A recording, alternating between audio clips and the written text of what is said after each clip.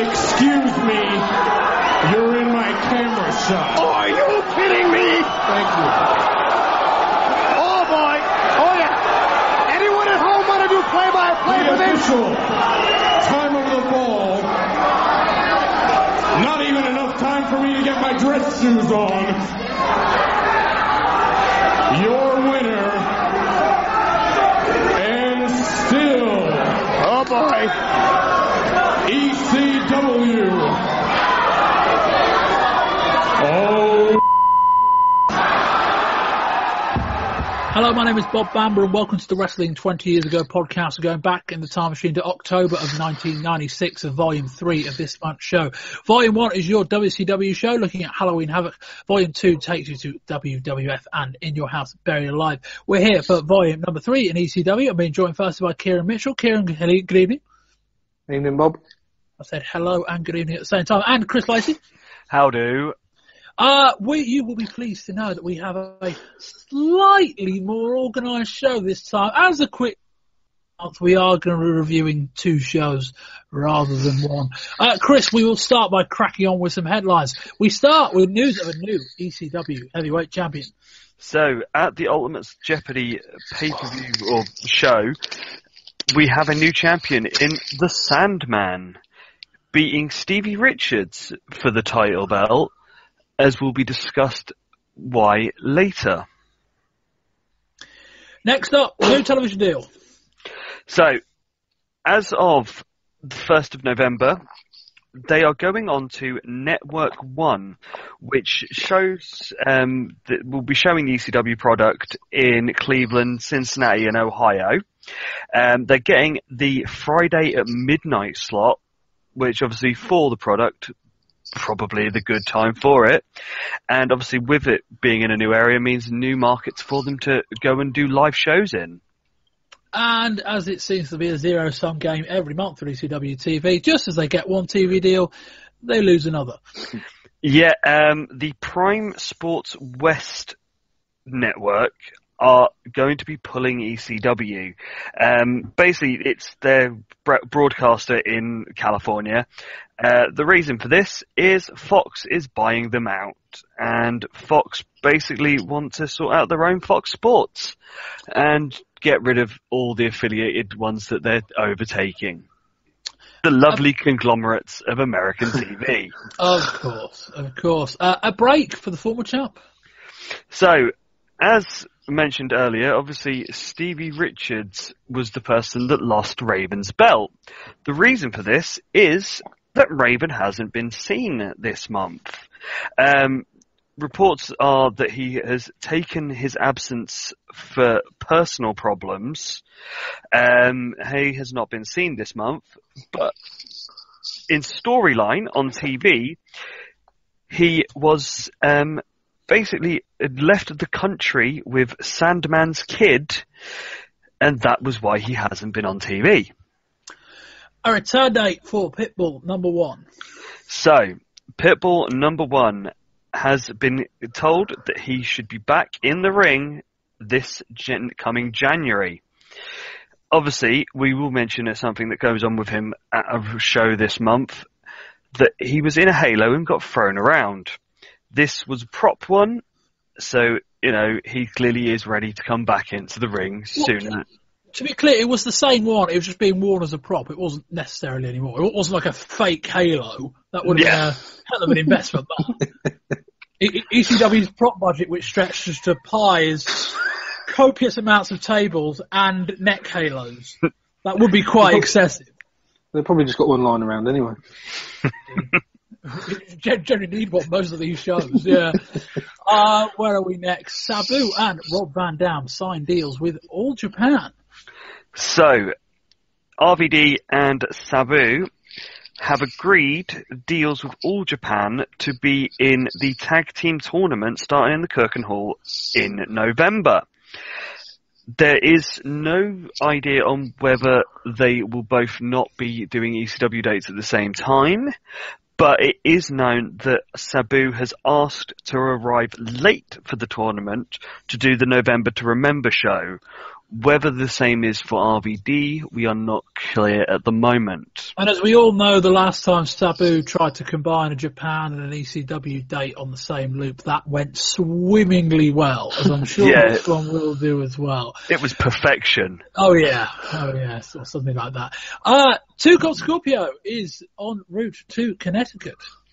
Yes, that is true. Scorpio has signed a deal with the WWF, and his final dates for ECW will be November to Remember. And probably the biggest story of the month, one that didn't air on TV, nor did it even air on the tapes we were able to get on the show. But on October the 26th at the ECW event, High Incident, was that what it's called? Yep. Yeah. There was a crucifixion. Yes. So, this was the time when Raven came back for the month, and he crucified the Sandman.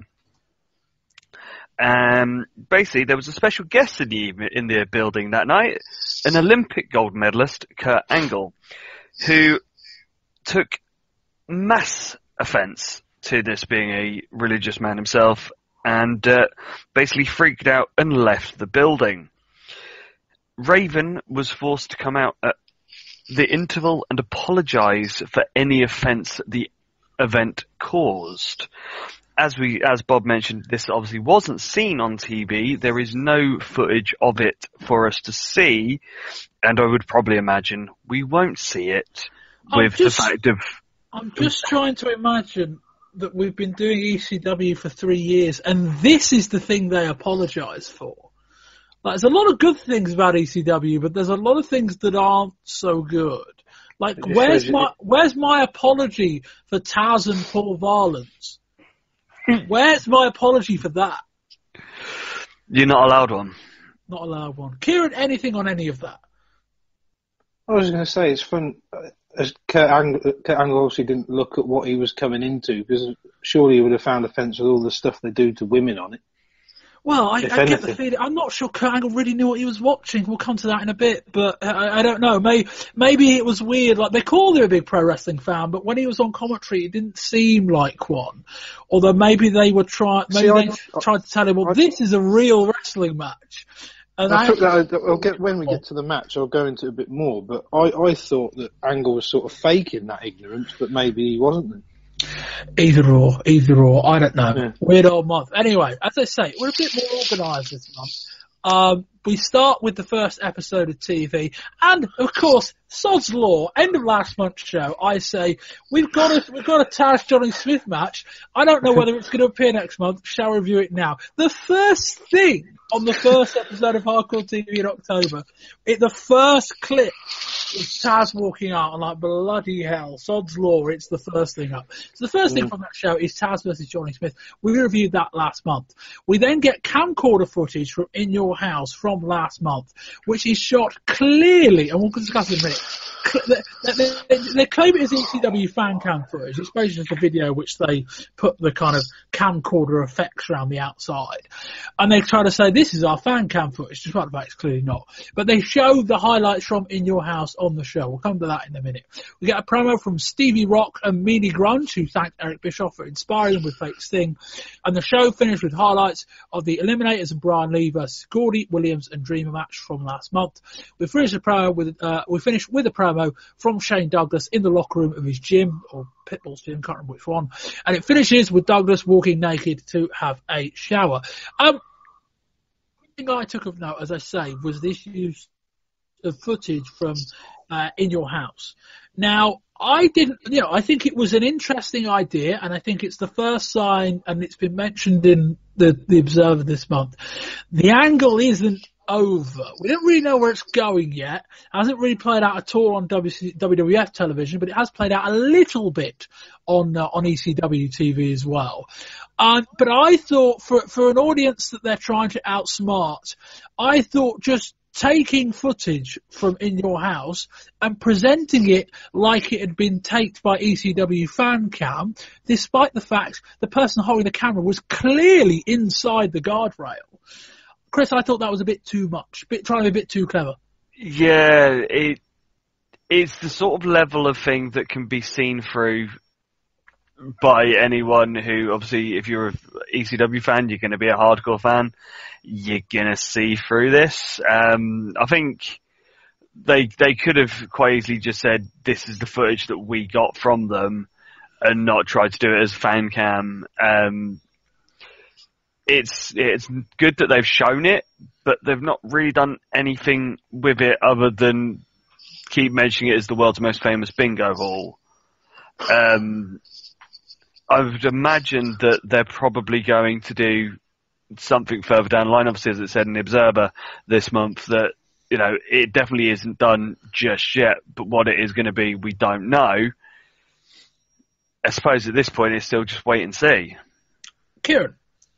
Yeah, there's two things. It's basically just seems all like a bit of like a one-way street at the minute, so it's kind of like something of nothing. And also, why couldn't they have just like said, well, this is footage that somebody, like an insider, stole or an insider leaked to us, instead of trying to do this, which comes off a bit more, it comes off a bit hokey.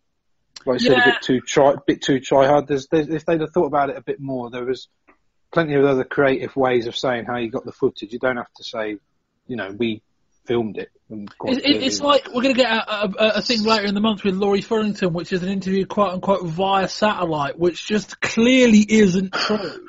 Like, it's like, why even try it? Like, why even say it? I thought the best thing to do would have been, WWF clearly sent them the footage, which is fair enough. Why not put the footage into a television and then film it on the TV? So it grind it up a bit. Yeah. Well, they're not doing that. Just get the camera in front of the television and basically record the footage through the TV. So it looks like they've just ripped it from a replay or something like that. I thought that would have been a nice way out of it. Sometimes they're too clever, sometimes they're not clever enough. In this case, I'd probably suggest it was the latter, actually. But it's weird. Like, they have some attention to detail in some places that in others they really don't. And it's a really odd mix. Sometimes they're really good, but this they just about miss. Anyway, the first episode of the month. We will move on to ECW Ultimate Jeopardy. Chris, do you have the results for us? So, Louis Piccoli defeated Doug Furness. Mikey Whipwreck defeated JT Smith. Taz defeated Johnny Smith in a submissions match. The Eliminators defeated the Samoan Gangster Party. The Gangsters and Stevie Richards and the Blue Meanie ended in a no contest. The Gangsters defeated the Eliminators to retain the ECW World Tag Team titles. Bam Bam Bigelow defeated Terry Gordy. Devon Dudley defeated Bubba Ray Dudley. Shane Douglas defeated Pitbull 2 in a no contest for the ECW World Television title. And the Sandman and Tommy Dreamer defeated Brian Lee and Stevie Richards, who was a replacement for Raven, for the World Heavyweight Championship in the Ultimate Jeopardy match. As is the case with these ECW shows, we should say that what actually happened result-wise isn't always reflected in our taping, in the tape that we get. So some matches may appear out of order in our review. Should just preface it with that. Kieran, what do you think of this show? I suppose it's kind of like your average ECW show that I've come to expect. There's some good stuff, and there's some other stuff that you kind of just get used to that just seem to keep dragging out. Like, we'll get to that flipping whistle later on. But overall, I thought it was pretty decent. In fact, both shows we're going to cover, I thought, pretty decent. Chris? This had a couple of throwaway things, but when it was good, it was really, really fucking good. So it's one of those, if you can get hold of the copy of the tape, then definitely watch this. Because it has some of ECW at its best in it. Yeah, I would agree with that. This was 2 hours that went by quite quickly. The stuff that wasn't great didn't feel like it dragged. And then 2 really, really memorable matches. Chris, Douglas and Pitbull 2 and the title match were the last 2 matches on the card, is that correct? Yes. Yeah, okay. They were the last 2 matches on the tape we saw as well. The final 2 matches, for different reasons, were both really, really good. and we're going to come to why in a bit. Because we're covering both shows, we're going to kind of highlight certain matches and then kind of speed through other bits, or a little bit, because we otherwise we'd be here about 3 hours. So yeah, basically we've got about 3-4 matches on this show, and then about 4 or 5 from the second one that we're going to kind of pull out for a full-on play-by-play experience. But I will run you through the rest, and we will comment on some little bits as we get them. We start with Louis Spicoli versus Doug Furness. We get some loud "fuck him up, Louis, fuck him up" chants. Furness hits a lovely Frankensteiner, basically beats the piss out of him, goes for a 3-point stance, charges at him, and without skipping a beat, Spicoli stands up, catches him, hits a Death Rally driver, and wins the match. Kieran, I nearly leapt out of my seat at that finish. That was excellent. It's so good. Like I said, I think we hinted at it last month about how I was pleasantly surprised with people like Furness, Crothett, Spicoli. These people seem to have come out of nowhere.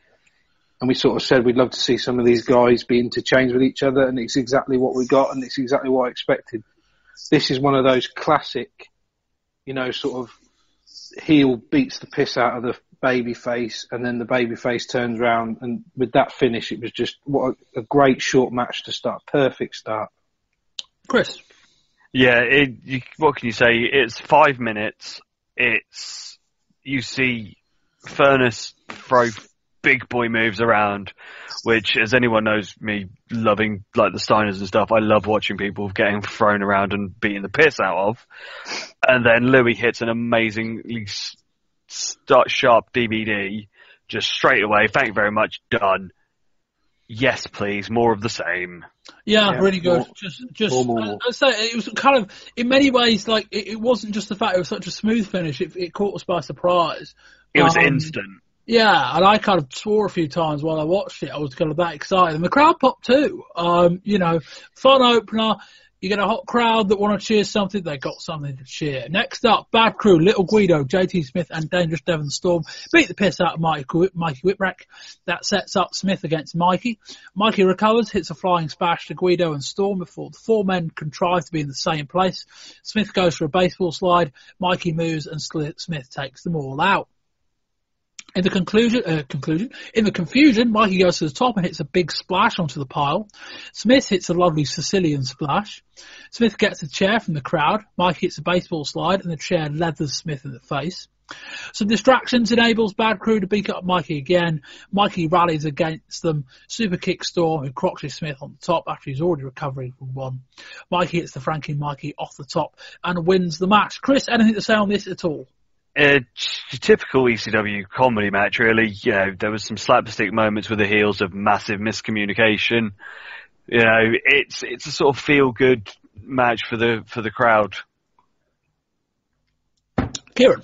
Yeah, similar sort of thing to Chris. I think Mike is that guy. He's had sort of his time at the, where he's dallying about with the title. And I think he's just that perfect guy to put sort of like second, third on to keep the momentum going after a really good opener. So it was nothing amazing, but it just kept the crowd interested, which I think it's more than admirable. Yes, Mikey just strikes me as a guy that I think could perpetually be an ECW babyface, in that the crowd just like him.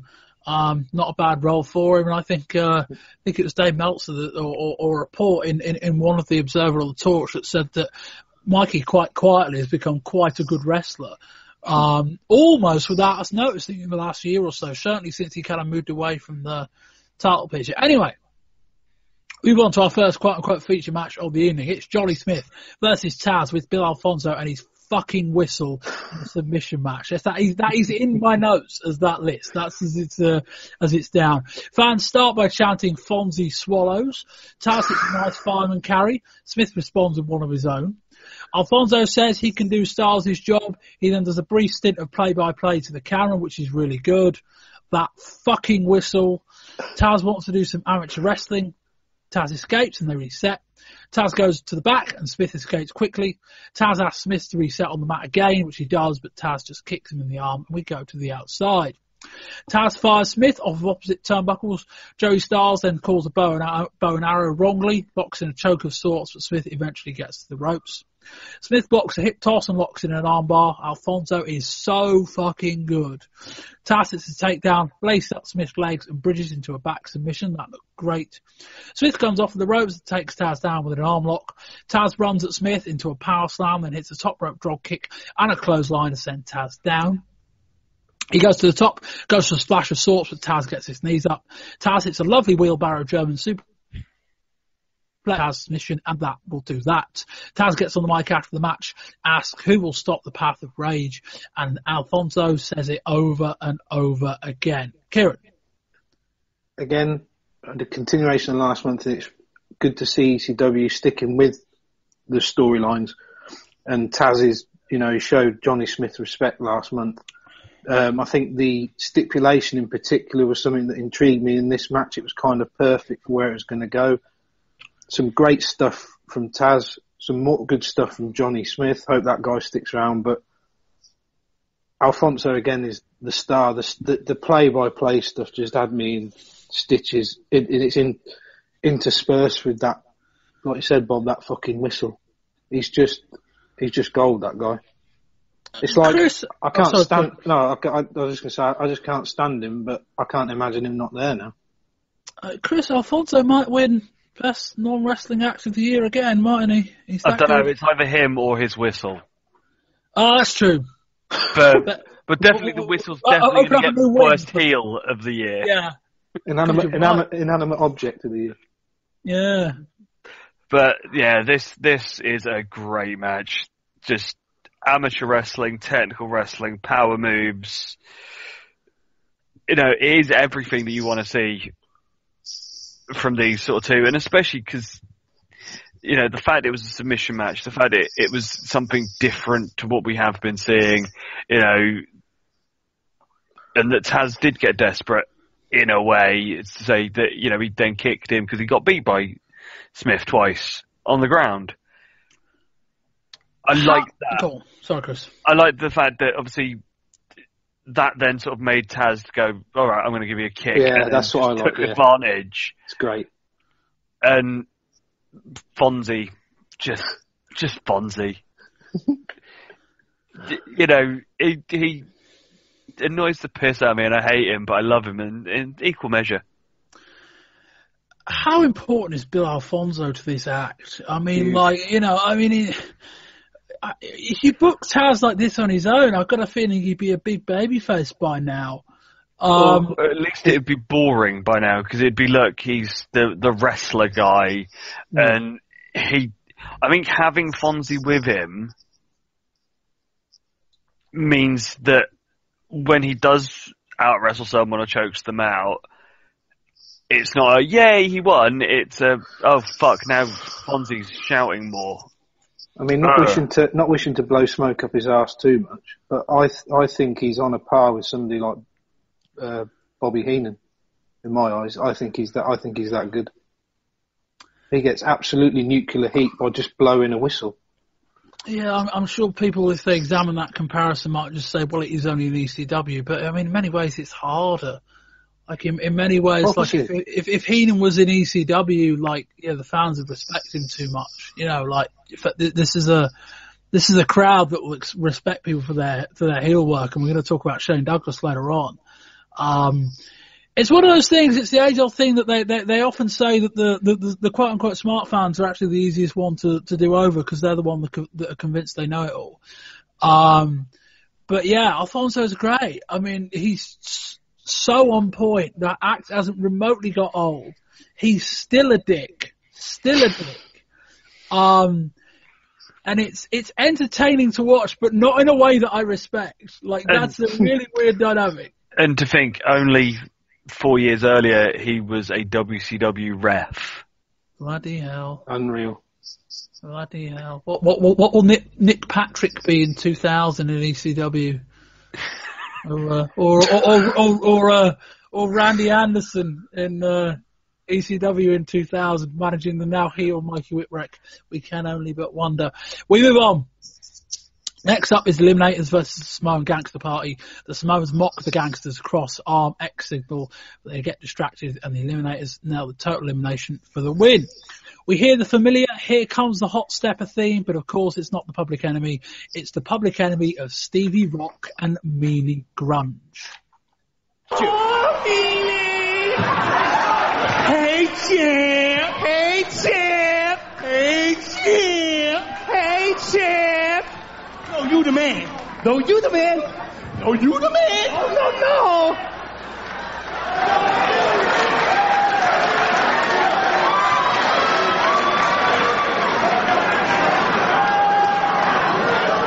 But you know what, Meanie? We promised all these people out here a surprise tonight. And that surprise isn't here. But you know what, Rocco? I got a surprise for everybody in the ECW arena. I'm sober. Surprise!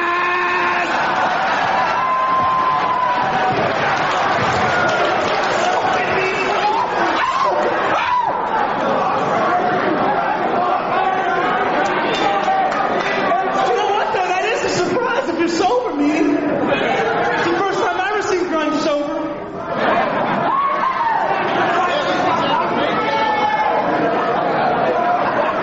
Careful, Meanie doesn't steal the production truck tonight. Wait a minute, hold on a second. Excuse me for just 1 second, okay? Meanie, we can't do this. What are you talking about, Rocco? Just give me a second. We can't do this. There's no way that we can be Public Enemy in the ECW arena tonight. Because you're just nowhere near as fat as Johnny Grunge, I'll tell you right now. You're right. But I'll tell you what we will do tonight. What I'm going to do right now is take my shirt off, let my hair out, bring those gangsters out, because we're going to kick your ass and become the new ECW World Tag Team Champion. Those boys, bring it on! A lot of the fans are still into this. We get some interaction between, well, we've got Razor and Diesel on Raw, we've got Rock and Grunge on ECW, I suppose. Meanie Grunge's impression briefly sounds excellent. He then says he's got a surprise for everyone. He's sober. Surprise. Meanie does the grunge dance and has to blow a while he gets his breath back. Richard says this isn't the Public Enemy because Meanie is nowhere near as fat as Johnny Grunge. He then tells the gangsters to come out because they're going to kick their ass. Out come the gangsters with a bin full of weapons. To say the match broke down would imply that it was ever up. This was a brawl right from the very start. Richard does the running bulldogs and New Jack deposited him on the top rope. Here come the eliminators. Mustafa takes total elimination, as does the ref, and Blue Meanie and New Jack. Now, we cut to a brief excerpt from the Pro Wrestling Talk Show for the next bit of this, because this show didn't air on television. Paulie Dangerously and Todd Gordon come out. The crowd chanted, "Fuck McMahon." Paulie ripped on Eric Bischoff, then talked about the history of ECW and how Eddie Gilbert died, and then Todd Gordon told him he could help run the show. He said firing Sabu from ECW was the hardest thing he ever did. He said he would never lie like Vince and Eric would. He said he's mad because they didn't deliver the surprise. He said earlier in the week they had contacted the Rock and Roll Express, but they never got back to him. He said that was going to be the surprise. 2 days ago, he got a phone call from Raven. Raven said he was taking a 2-week leave of absence. He said they respect his privacy, but added that he's not going to the WWF or WCW. He said the match tonight is still on with the stipulations intact. ECW title will be on the line with Stevie Richards replacing Raven. We come back to the tape cut later in the innings, the Eliminators versus the Gangsters. This time Mustafa has a ladder along with New Jack having a bin full of stuff. Each Eliminator hits the diamond cutter and mocks the Gangsters' X signal. The Gangsters grab the ladder and just run over the Eliminators. This is quite a plodding brawl. That was until New Jack just smashed a crutch over Saturn's back. That snapped like a twig. We end up in the crowd, which leads to a load of ECW chants. Cronus grabs the bin, goes to pose on the second rope and drops the bin and falls on his arse. That gets a big "you fuck up" chant. He regains his composure and just shouts "you fucked up" back to the fans. We cut forward. New Jack has bladed by this point. Mustafa hits a power slam. New Jack hits a splash from the top with a chair, and that's enough for the win. Well, except the fact Kronos' left shoulder was about halfway towards the sky, but still, we are where we are. We get a post-match beatdown and a total elimination. Safe to say these two aren't done. The Eliminators put a table across the top turnbuckle. It's actually surprisingly nothing as Kronos hits a splash off of it. Well, it was. Then Saturn puts a 6-foot ladder on top of the table. I shit you not. He climbs about 3/4 of the way up the ladder and then jumps off with some form of leg drop, elbow drop combination on New Jack. He then does it again with a splash. Kieran, take us through any or all of this. Oh, like I said, I've got similar notes, Bob. It just drags on. The gangsters I really want to like the gangsters because I like the characters and I like how quote unquote real they are, like promo wise and star wise. But everything just always ends up in, like I said, like a plodding brawl. And I almost wish the ending, obviously with the result the way it is, it couldn't have happened. But why couldn't that spot have been the end of the match instead of like the after stuff? And maybe it would have salvaged something. Otherwise, I just didn't really like this at all. I think this was probably the lowest point on the show for me, maybe. Chris? As Kieran was saying, it's pretty much, standard gangsters fare. Whenever the gangsters come out, you pretty much know what you're going to get. Nothing changes from the letter of, look, it's weapons, they walk around, they hit each other with them, there'll be a jump off the top rope. But the thing that we do have to go on about this is what the fuck is Saturn doing? Yeah. Climbing, putting a ladder on a table on a top rope and diving off it. He clearly has no fear. My question to you two was, after we finished talking this match, was, do you think that was an audible? You think everything's an audible? I've had you on the show too long. Everything that remotely surprises you is automatically an audible. It's because I just can't believe that's somebody goes, I know what spot we should do, lads. Let's do this. And they'll go, yeah, all right, Perry, let's do that. I've just got visions of him 15 minutes into the match telling Kronos, well, we had an ordinary finish plan where we just dumped someone through a table. Actually, put a table up there, put a ladder on top and I'll be up there. I've got a feeling they planned that one. All right. Yeah, Kieran, you can generally hold off on the but it's chances are, if it happened, it was probably meant to happen. Is the long story short? It was good. This gangsters eliminators feud has been going so long. I actually quite like it. Just in terms of it just never seems to end in a way that's actually quite enjoyable.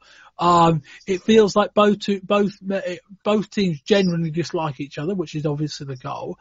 And their matches are generally just about entertaining enough to get by. I think we've got to end it at some point. I suspect next month might be the time to do it.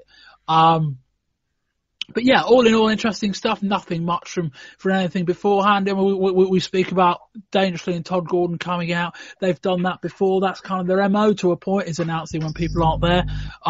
More power to them, I suppose. It's, as I say, it's one way when we talk about this level of fandom is that sometimes the most honest explanation is the best one. Fair enough. Anyway. Last month, I suggested, completely out of the blue, that Bam Bam Bigelow might be on the November to Remember show. And then who should rock up on this show but Bam Bam Bigelow, facing, of all people, Terry Bam Bam Gordy. That was next up. Joey Styles seemed absolutely desperate to point out Bigelow had dropped some weight. He mentioned it about 4 or 5 times. Bigelow no-sells a back suplex, then hits a drop kick and misses a baseball slide to the outside. Perplexingly, 2 minutes later, Gordy does the exact same sequence on Bam Bam before Bam Bam just smashes him with a chair. Bigelow hits a Samoan drop, but this match is really flat. Bigelow, in a first that I've seen, basically just gets shoved face first through a table. As the ref checks on Bam Bam, the Eliminators run out and do a total elimination on Gordy. Bam Bam gets up, hits the top rope headbutt, and we'll come back to that in a minute. Our tape cuts to Devon versus Bubba Ray Dudley. Devon hits 3 horrid-looking chair shots to the head. The feed cuts to Bubba hitting a plancha on the outside that looked very nice. Another jump cut. Bubba goes for a powerbomb. Devon slips off it, hitting a running chair shot. At least Bubba got his hands up on this run. And Devon wins. More cuts after the match, and we end with Big Dick Dudley hitting a lovely moonsault on Axel Rotten. Joey Styles calls it the Big Dick Dudley salt. Chris, thoughts on either of these 2 matches? Bam Bam versus Bam Bam was saved by the Eliminators coming out and causing chaos. It was a plodding match that was going nowhere, which we didn't need. It was surprisingly bad. There aren't many matches I watched that I'm surprised at how bad they were in this project. There's a lot of matches that are bad, but you can't expect to see them coming. Between 2 guys that have been around the block, I would have expected a lot more than this. Yeah, it wasn't good and could be quite easily missed. As for Devon versus Bubba, obviously with the viewing that we got on the tape, we don't see enough of it to really know much with it, but I'm quite hoping that that's the end of the Dudley versus Dudley thing, because I'm not really feeling it, and I think it's actually hurt Bubba, because Bubba isn't coming across with the comedy chops that made him the person that we loved when he first turned up. Kieran? Yeah, similar to Chris, that the Bam Bam versus Bam Bam match was just crap, really. There was nothing really of note. It felt really laboured. Both guys, like they're wrestling in treacle or something. I was quite surprised with Bigelow. I was actually going to mention, is this a one-off? Was this Dick booked like a special attraction type thing, or? I almost feel like he was just booked because he was in the area. I mean, they didn't really promote it before or after on TV. It didn't air on television. I haven't heard anything about him doing anything since. So yeah, it kind of just, A, it was not very good, and B, it just didn't make sense because there was no sort of build-up from Joey Styles within. It was just sort of nice to see Bigelow there, and that was about it, and he looked like he'd been on the Slim Fast. And then the Bubba Ray thing, it's like Chris says, it's just not really working. Where a feud between families should be really heated, there should be something there. You know, you could have Bubba Ray just really going overboard and winding Devon up, and like Chris said, bringing back the comedy part of it, but it just doesn't seem to be working. And God, I don't need to be seeing chair shots like that again. I really don't.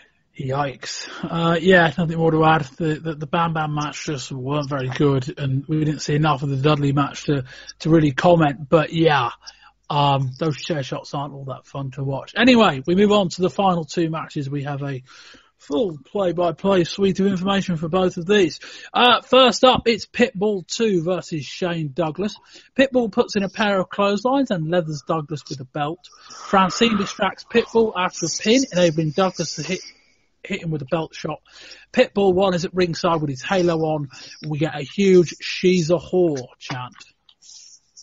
Pitbull picks up Douglas in a gorilla press and basically drops Shane into a tombstone pile driver. That looked really nice. The crowd, of course, responded with "She's got herpes," but, you know, each his own. Pitbull hits an apron choke slam, throwing Douglas into the ring. 2 count. Fans chant "break his neck."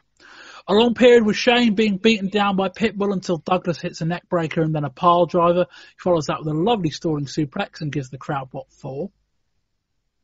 Pitbull 2 rallies out of a camel clutch, basically deadlifting Douglas and driving him into the turnbuckle. A running shoulder block only meets the steel of the ring post. We end up in the second ring, on the second rope. It's not WCW yet. We end up on the second rope. The ref tries to break up a 10 punch, but I think Douglas may have punched him. Pitbull 2 could have also done that.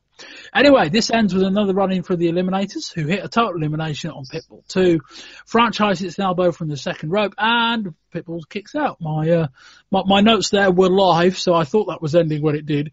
Pitbull hits a fall-away slam. We see Francine pull something from her suit, if you want to call it that. She throws to Douglas. Pitbull 2 puts her in the ring and sets her for a power slam, and he hits it. Fans, of course, respond by chanting ECW.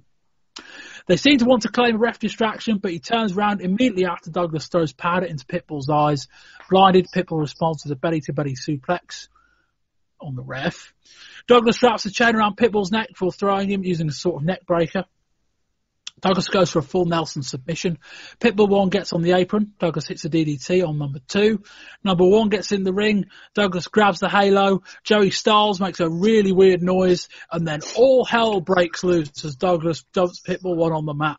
The locker room empties. A couple of fans genuinely jump the guardrail. And fair fucks to ECW's security team, who stopped them pretty fucking quickly. But we talk about the quote-unquote marks being the easiest to work.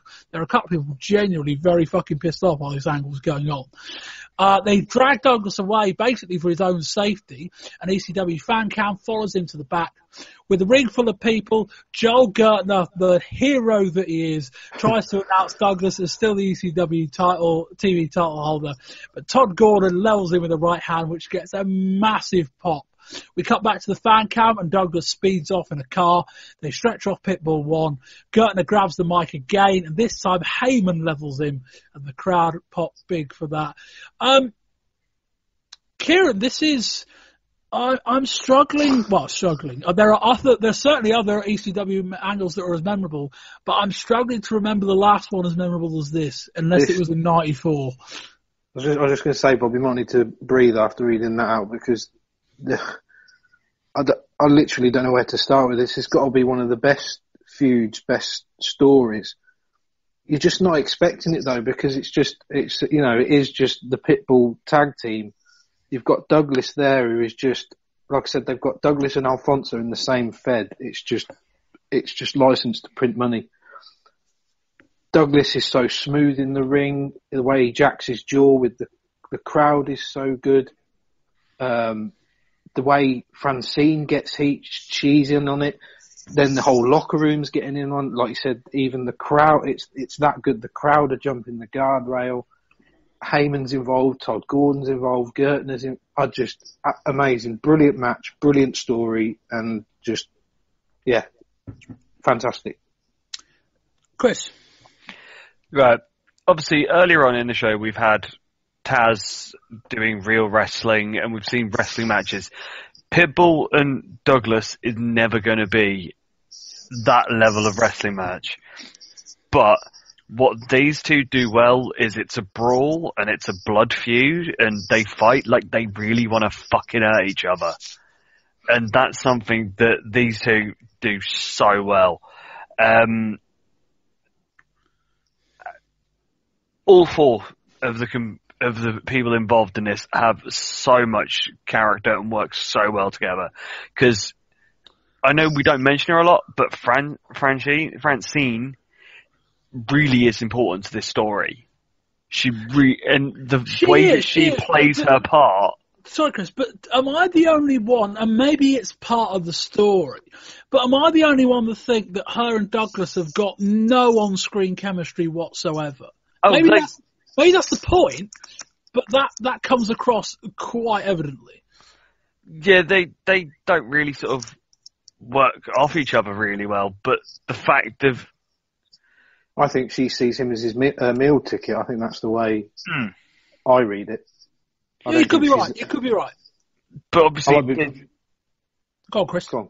Sorry. Obviously with that, she jumped shark because he's the one with the belt. You know, she'll quite happily just dump anyone if she thinks that she's going to get richer or more famous by somebody else. And that's what's so good about her. She just has that sort of spoiled girl sort of aura about her that just makes you want to hate her. And obviously, as we hear the crowd every time she's out there, they are fucking ferocious on her.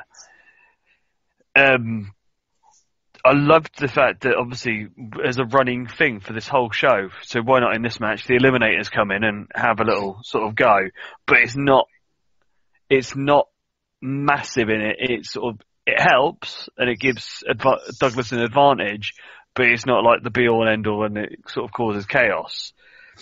And then obviously we have the finish of this, where obviously unless you've been reading the dirt sheets and know that he's actually okay, you still think that he's got the broken neck and Shane is throwing him around by the halo, that this man now becomes the most hated person in the state of Pennsylvania. You know, he will get killed. He would get lynched by that crowd, and he nearly did. Rabid for him. He nearly did. He's so good. You watch that footage back. The angle happens, and clear, like there was clearly an exit strategy for all this. But the angle happens, and about 3 people jump the guardrail, and ECW security were right on it. Fair enough. Kieran, I'll come to you on this match, right? Haven't I? Yeah. Yeah, I have. Right, just to check. Go on, Chris.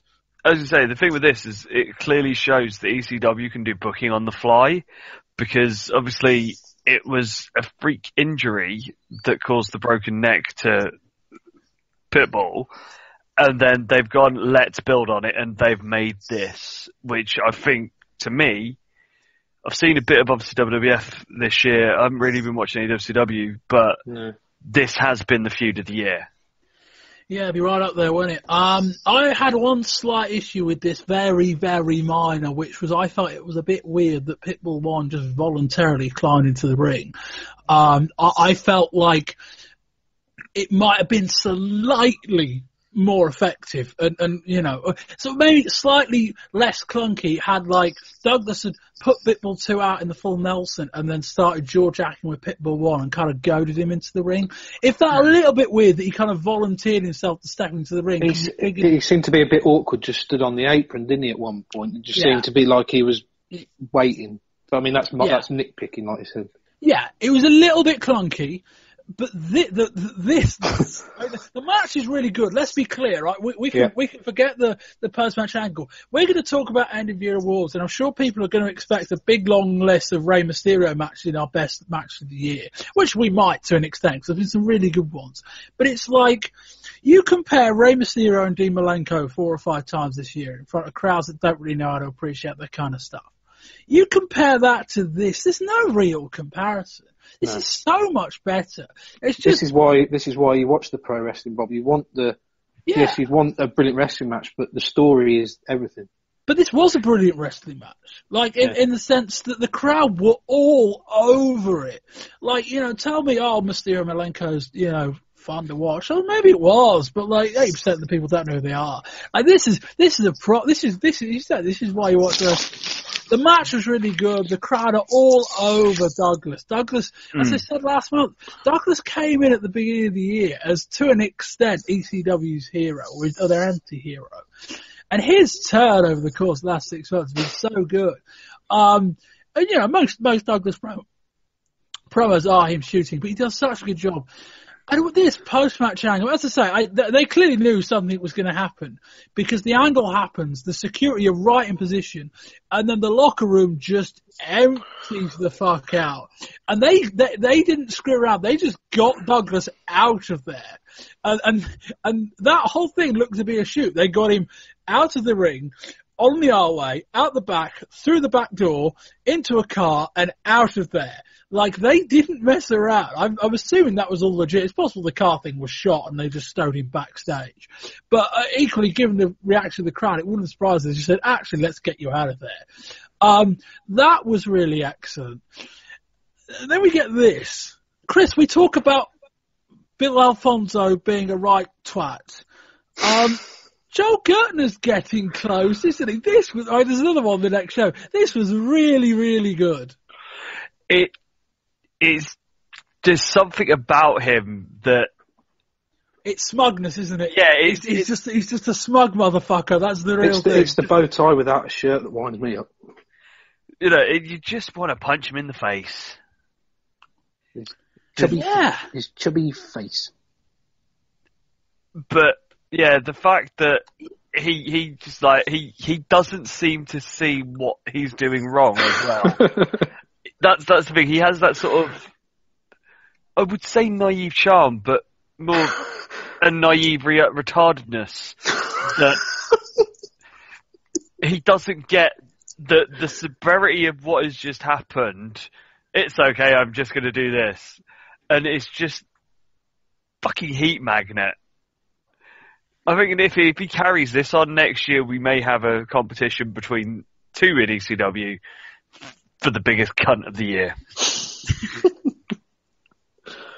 Yeah, I don't think I can blank the C word there. I think that stays. I think, cunt is a good way of putting it. I mean, he's like, Kieran, go on. I've lost the words actually for once. Kieran.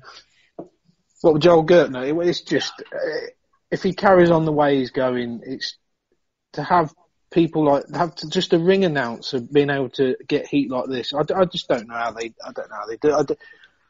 I genuinely think they know their audience really. Yeah, but I get the feeling that this is that it's not too far from who the real Joel Gertner is. Just kind of a smug twat who's also naive at the same time, which is even more annoying.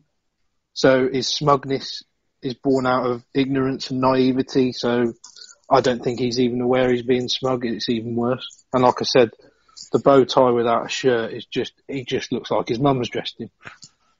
Yeah, there's more of the Joel Gertner to come later in the month, also involving Pitbull number 2.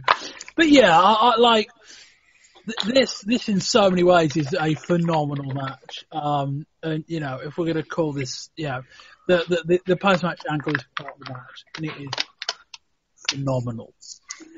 Because obviously this, as you were saying, with obviously the difference between this and the sort of Mysterio match, it's these sort of matches that prove that the crowd reaction and the crowd buying into it can add extra to a match.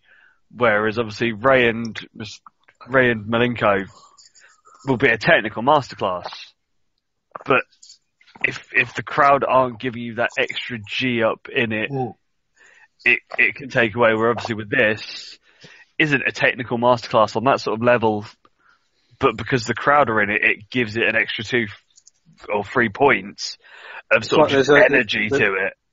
There's a massive difference for me, Chris, when a crowd is applauding a wrestling match, but there's a massive difference between when they're invested in a match, you know, where it's sort of like affecting their behaviour, as in they're more than jumping invested. a guard. They're more than invested. They're involved. I think that's there's a lot of matches where the crowd are invested. They're involved here. Like, you know, this isn't 1960. You know, wrestling fans aren't meant to believe what they're seeing in the ring. Wrestling fans aren't meant to vault the guardrail because they want to beat the piss out of the heel in the ring. This is 1996. These fans are meant to be smarter than that. And this angle took them away from that moment.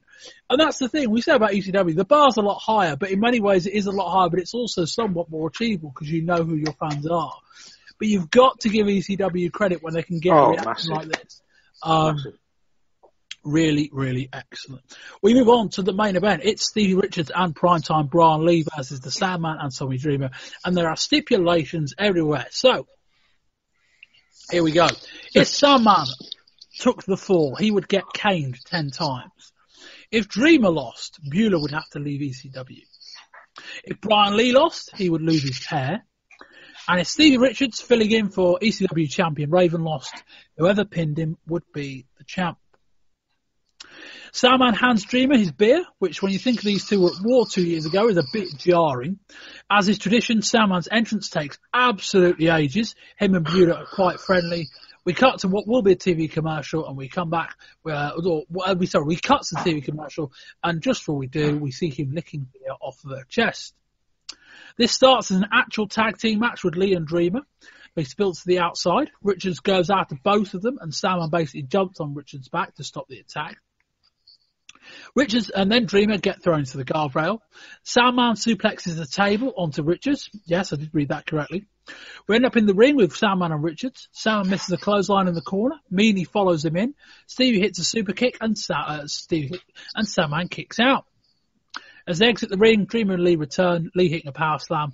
Lee pulls Bueller onto the apron and headbutts her. Dreamer rolls up Lee in the ring and almost wins it. Dreamer blocks a chokeslam and hits a DDT until Laurie breaks it up. Supernova attacks Sandman on the outside. Dreamer and Lee end up back in the fans. Lee ends up vaulting Dreamer off the bleachers through a table behind.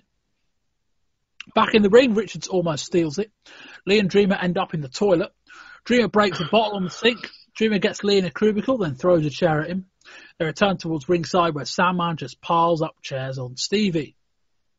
Dreamer and Lee head towards the entranceway. Lee shoves Dreamer's head through a bit of repaired wall.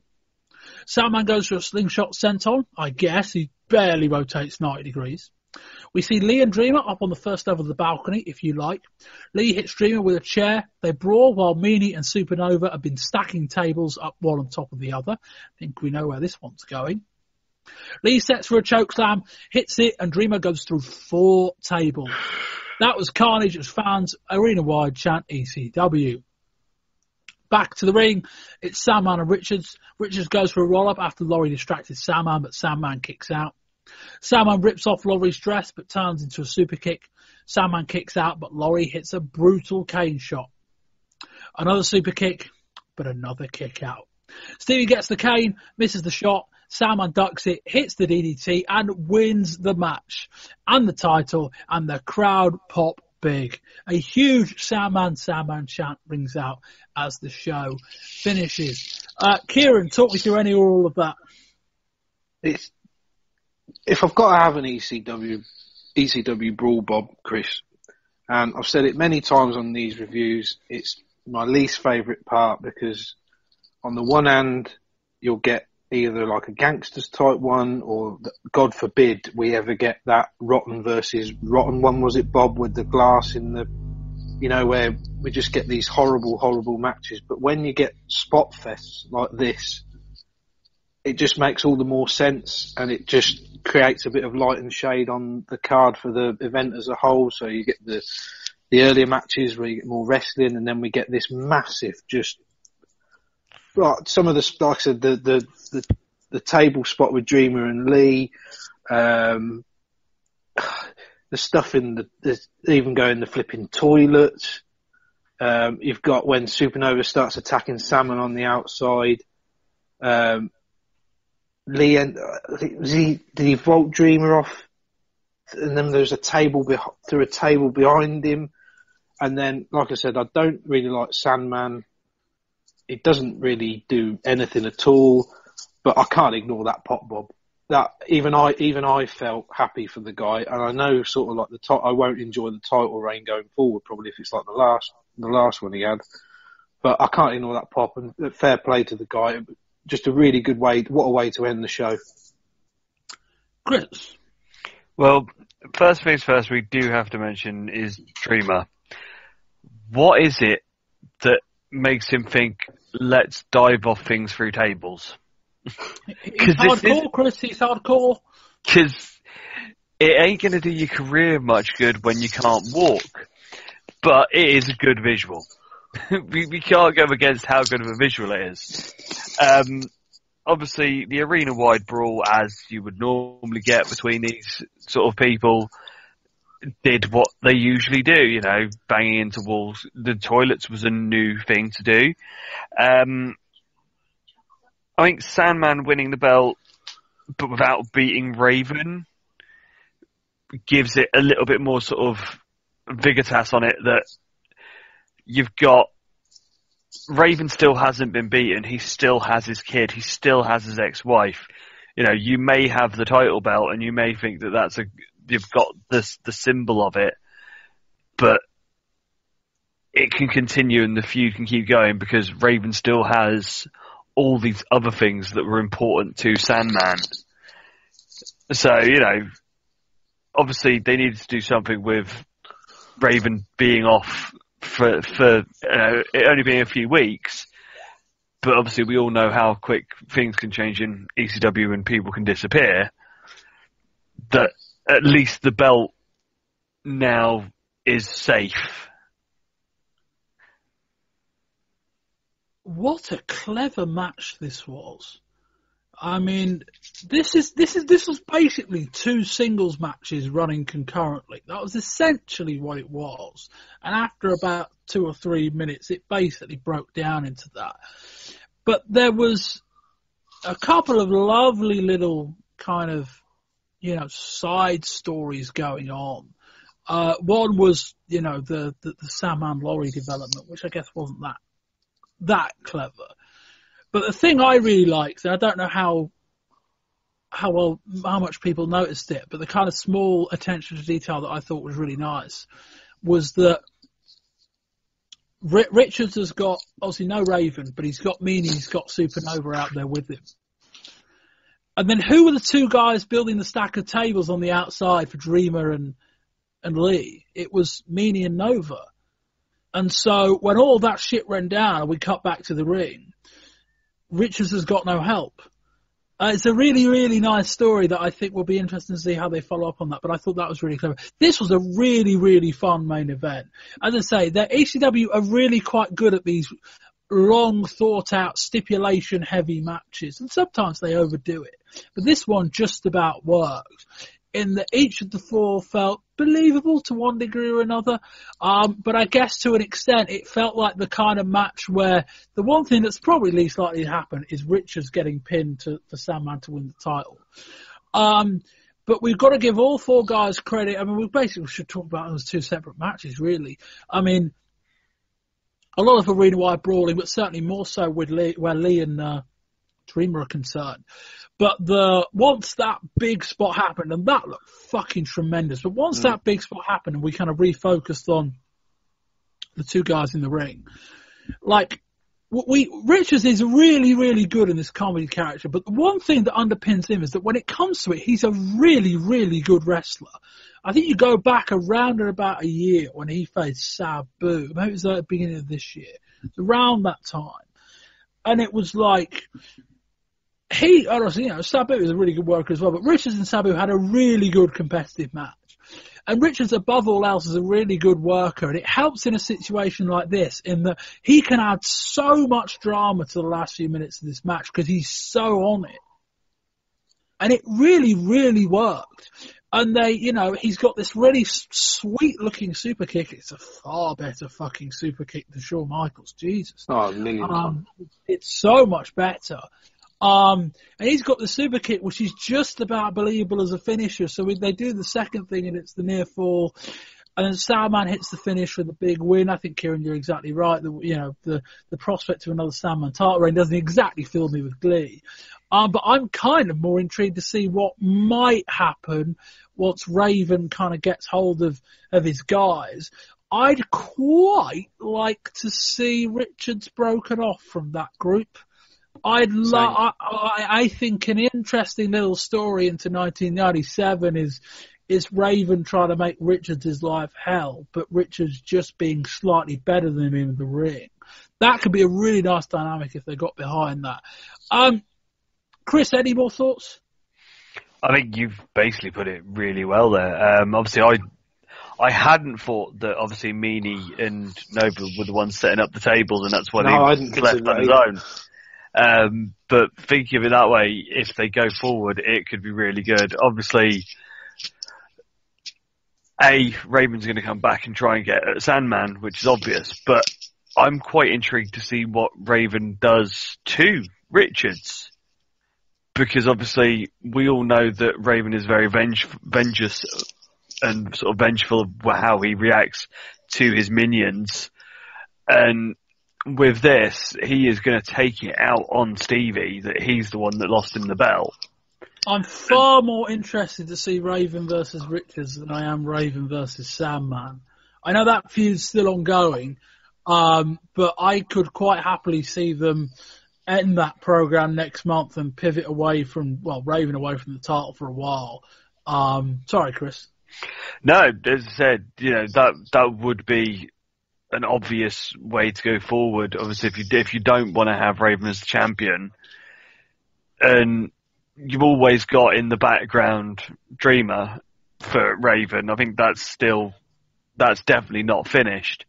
But yeah, I think you could do a lot with Stevie and having him have a feud with Raven over Raven basically punishing him could be a good starting point. And if anything, it probably turn him face. And you could probably do something with Stevie, sort of keep him with his little comedy chops, because he is, you know, a decent little comedy sort of act to his act, but let him be a singles wrestler and actually show the fact that he can wrestle. Well, let him get fit first. I mean, the guy's just been on walking injury all year. I'd almost kind of prefer he stayed out of in-ring action for a while until he's healed. But yeah, I could quite easily go with doing Raven and Richards and then probably pivot into Shane Douglas and Sandman. That's probably the next logical progression. They've got to end the Pitbull thing, I suppose, but that probably will make sense. Kieran, any more thoughts? No, nothing else, Bob. Kieran, your overall thoughts on this show and a score rating out of 10?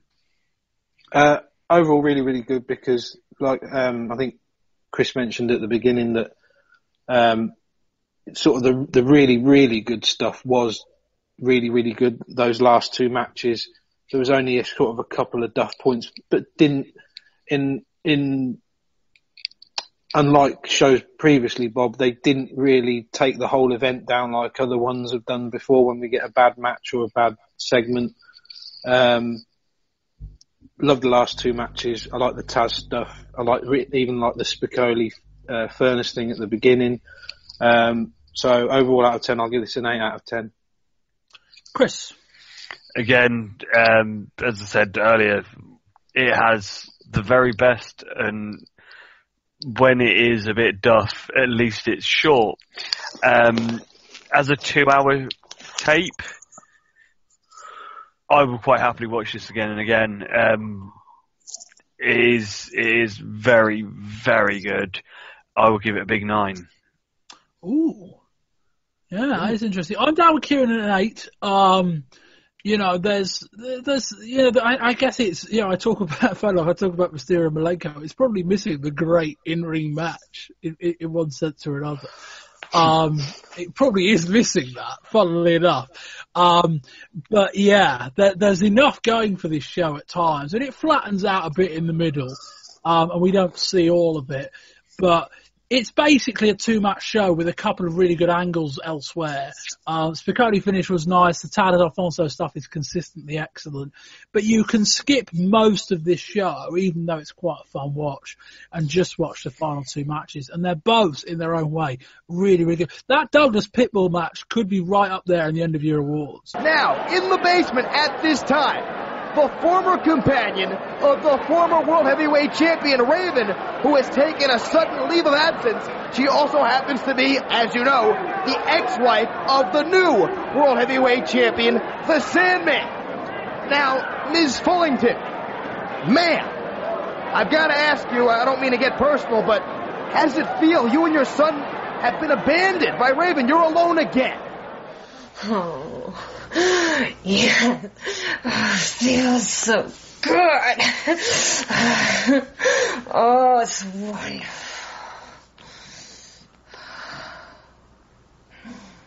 Yes. Ms. Fullington, Lori, maybe this needs to be made simple. Raven left, just took off, and left Stevie Richards to defend his World Heavyweight title at Ultimate Jeopardy. And your ex-husband, the Sandman, pinned Stevie Richards. There will be no appeal. The Sandman is once again the World Heavyweight Champion. Raven is gone. I mean, it's over. Every time the Sandman gets closer to achieving his own personal nirvana, I'm gonna take it away from him. Let's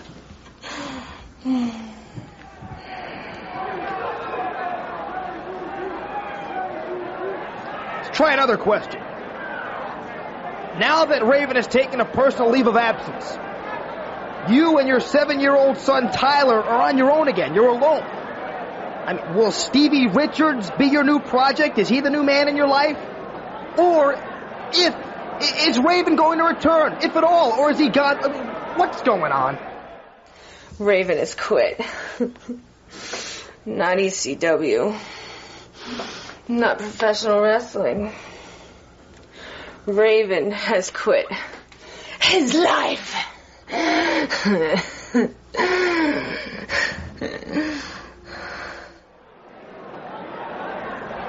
Quit his life? I'm not familiar with that term. Could you expound on that? So I don't know what it means.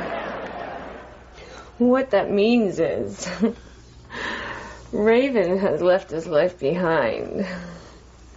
He's gone away. He's gone overseas. And Sandman, just when you thought you got a little bit of happiness, I should tell you, he's taken Tyler with him. Gotcha. Again. Oh. I will quickly rattle through the 3 episodes between these 2 shows. There obviously is over 2 hours of TV from here, but most of it is stuff we've already seen. That's why this bit's so short. Second episode of the month, we see the Grunge Meanie segment, and then Gangsters versus Richards and Meanie from the show. Then see Mikey versus JT Smith and the Sandman, Tommy Dreamer, Brian Lee, and Steve Richards main event where Sandman wins the title. Show number 3, we get a quote-unquote satellite promo from Laurie Fullington, who says Raven has gone overseas with Tyler and taken Tyler with him. They then cut to a quote-unquote live Sandman press conference, allegedly including the Boston Globe and the Boston Herald. Sandman gets told about the Tyler situation and ends up leaving. We then see Taz versus Johnny Smith, Eliminators versus the Samoa's Gangster Party, and the really, really good main event angle with Douglas and Pitbull too. Episode number 4, Joey Styles starts with a hardline stance on Douglas' actions from Ultimate Jeopardy. We get a rerun of Jericho and Scorpio from July. Chris, is that right? It is. It's Jericho's last match. Heat Wave, is that right? Yeah. Yeah. That was good for me, actually. I didn't see that at the time. Sometimes ECW just need to fill some TV time. Joel Gertner, giddy as he is, sets up a promo from Shane Douglas and Francine outside of a hospital. Gary Wolf is in. Douglas says he's the man that brazed the trail in ECW, and he doesn't know why everyone is so angry at him. He says the fans aren't hardcore. Did that all while sat in a wheelchair. Very nice. Yeah, a promo from Dreamer stood on a big-ass wall. He says Brian Lee's destiny is his. We cut to the montage, the usual video montage of Bill Alfonso cutting a promo in the middle of a hurricane. As ever with Bill Alfonso, that was really excellent. Chris, we move on to ECW High Incident. Kick us off with the results. So, Bubba Ray, Davey Morton and Hank Myers beat Axel Rotten, Devon Dudley and JT Smith. Mikey Whipwreck defeated Johnny Smith. Taz defeated Little Guido. Chris Candido defeated Spike Dudley. Shane Douglas defeated Cody Michaels to retain the TV title. Sandman defeated Too Cold Scorpio to retain the World Heavyweight title. The Eliminators defeated Steve Williams and Terry Gordy. RVD and Sabu defeated Dan Crawford and Doug Furness. And Tommy Dreamer defeated Brian Lee in a scaffold match. You're all right, Kieran. That's why I was dying. Oh, there we go. What do you think of this show? This was... Oh, hang on. I was asking Kieran. But Go, Chris. Go on. You start. That's right, no, because I'm going to carry on dying here. So Chris, okay. Yeah, not as good as Ultimate Jeopardy, but a solid. It's definitely a solid show.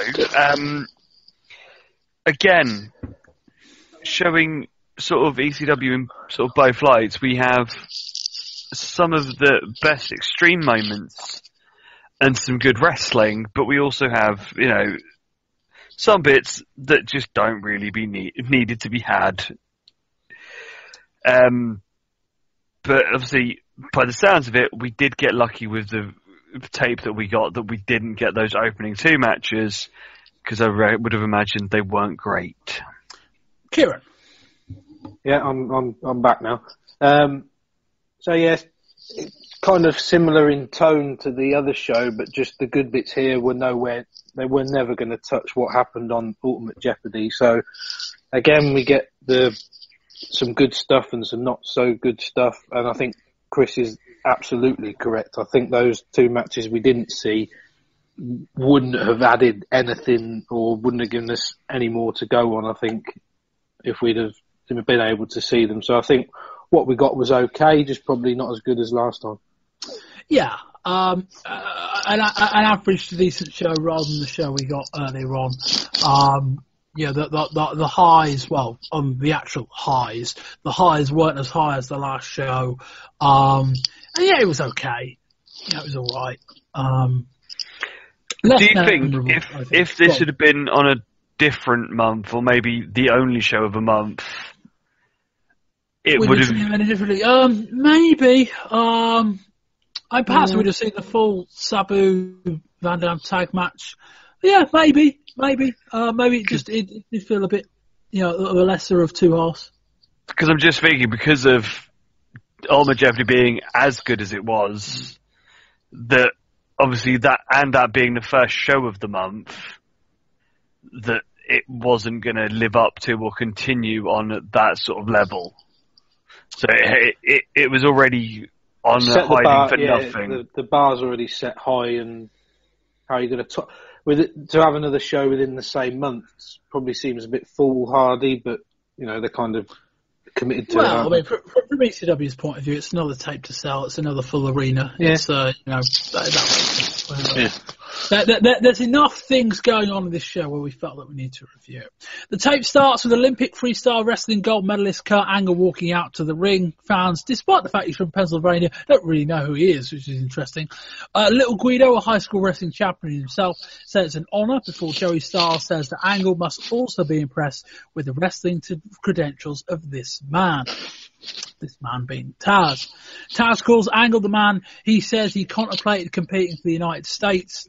Fucking hell. But he'd rather make money. Taz congratulates Angle on being a great amateur wrestler, but he's a great professional wrestler. We open up with Little Guido versus Taz, with Bill Alfonso and Team Taz under shoot fight rules. Angle joins Joe Styles on commentary, which I'm guessing was done live in the building. It certainly sounds so, given the audio quality. Guido shoots for a single leg. Taz counters with an arm lock and a throw. We get a leg lock from Taz. Angle perhaps isn't doing a great job saying this, given that the rules clearly aren't anything like he's witnessed before. Taz locks in a bow and arrow. Guido gets to his feet, so Taz hits a clothesline. Angle, quite rightly, wants to know why Taz doesn't just finish him off. Taz goes for an armbar. Guido blocks it, but Taz locks in before Guido escapes. Angle says it's a, quote, pretty brutal sport. Styles says it's the most brutal sport legal in America, which I actually thought was quite funny. Taz locks in the Taz mission with Guido on his chest. Guido submits, and then Angle puts over Taz. Taz gets on the mic, calls out Angle and says, you have to agree that was a gold medal performance. He then calls out Sabu again. Kieran, thoughts on this? It was okay for what it was, Bob. Obviously, the more interesting part of it, well, I'll actually first say just a really bizarre non-reaction. It's like you would have figured an Olympian from the state you're in. Well, you know what Americans like for taking pride in their local sportsmen. You would have thought a gold medalist been right, and especially within wrestling, all right, not pro wrestling. You'd have thought he'd have been right on their radar, because for the Olympics in Atlanta. Yeah, I was half expecting, sort of like a really hot, reaction for Angle, and then I was hoping we were going to get some sort of stare down between him and Taz. But obviously, that's me just jumping the gun. The one thing I should say about Angle, we didn't report this last month, but apparently stories of him signing with WWF or WCW were a bit ahead of schedule, or a bit jumping the gun anyway. Apparently he's been offered stuff, but seems to have turned it all down. Sorry, Kieran, carry on. I thought we might get a bit more. I understand why we don't, because they want to keep the tease out there, but also just They can't possibly do Taz versus Angle. I not that it seems like Angle probably sounds all that interested in return, but they cannot possibly put Taz over Olympic gold medalist. I know they sort of just the doing poor violins, but no fucker in the world is going to believe Taz out wrestling a guy who's like 50 pounds heavier. He'll call an audible, Bob. But anyway, he will. But it was really distracting. I think we mentioned it in the previous review about what I was going to say about it. It was just really odd. Like Angle didn't know, like he was not prepared, or that was kind of the point, is that he was going to seem surprised at what pro wrestling was all about, and sort of well, this was meant to be real, but I just think they didn't quite clue him in as exactly it just seemed he was watching. He got memo 1, but he didn't get memo 2 or 3. So he got there with sort of like, this is what's going to happen in the match. But they didn't sort of brief him on how he might want to speak about things later on. Sorry, it's a bit of a muddled sentence, but do you know what I mean? They didn't seem to follow up, so they just said, Kurt, can you come to the building for this match? This is what the match is going to be. This is Taz, this is what he does. But further than that, it just seemed to be all a bit awkward, and it all felt a bit flat when it should have been something better. Chris? I actually quite liked having Angle on the commentary. I thought how he was describing it, with instead of using wrestling move names and using more, calling them throws and going, oh, that's a judo type move, or that gave it more of a sort of, this is the expert in amateur wrestling. They're having an amateur wrestling, but he also knows that these things are from judo, or that these are different techniques. Obviously, he wouldn't use himself in the amateur wrestling and the Olympic wrestling. So I thought it actually did add a little bit of a colour, a little bit of a sort of a different flavour to it. The match itself was pretty much a bit of a damp squib, because amateur wrestling holds and sort of leaning on each other isn't that great. It's good to see Taz lob Guido about, because Guido's small and is easy for Taz to throw. Obviously, if Angle could sign, as Bob said, I don't think you can legitimately put Taz over him just because he's Taz. But I'd quite like to see him actually have a fight. I think this is the 4th ECW shoot fight this year. I can't believe they're still doing them. I think they've all been drab. I don't think any of them have. You look at all the stuff that's got Taz over in the last 18 months. I don't think any of it has had anything to do with this shoot fight stuff, which they insist on keep trying, but hope that it'll eventually work. I thought the whole thing was really flat. An Olympic gold medalist comes out in his home state. Okay, pro wrestling and amateur wrestling are different enough where they're not really the same thing. If Angle was a javelin thrower, it probably wouldn't have been any different versus Kurt Angle, the amateur wrestler, in terms of his reaction. But just generally a just really poor reaction. And then they'd sort of clued in Angle on some stuff, but not quite enough to the point where it was working. And then you've got Angle on commentary kind of treat this like it's real, and then Angle's gone, okay, well, I'll treat the throws that are real, but I won't really understand why. Or it just all felt a bit shit, in all honesty. I don't know if they paid him for that, but I'm not sure it was worth it. It was just a bit weird. Nothing about it clicked. Well, nothing about the Taz shoot fight thing has clicked this year for me at all. But anyway, there we go. The former Skip comes out, now under his real name as Chris Candido, for a match with the newest Dudley Spike. Candido gets a big face.